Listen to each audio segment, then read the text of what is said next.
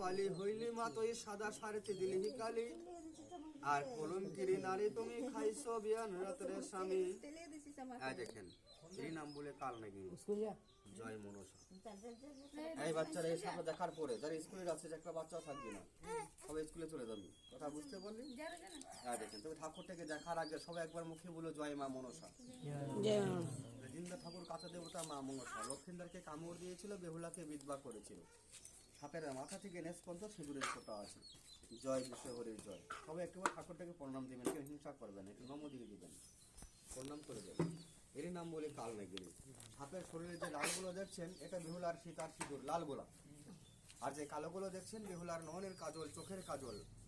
সাদাগুলো শাখা ভাঙা দাগ, চন্দনের ফোঁটা। বেহুলা যে পান খেয়ে থুতু ফেলেছিল, থুক ফেলেছিল, এই সাপটা তার জিহ্বাতে ফেলেছিল। এই পৃথিবীতে যত সাপ আছে সব সাপের জিহ্বা সাদা কালো, কিন্তু এই মায়ের জিহ্বাটা রক্তের মতো লাল আছে। সবাইকে আমি দেখাবো। জয় বিশ্বহরি। মা তো রক্তমাখা জিহ্বাটাকে বাইর করবি, এখানে তুই সবাইকে দেখাবি গো মা। সবাই তোকে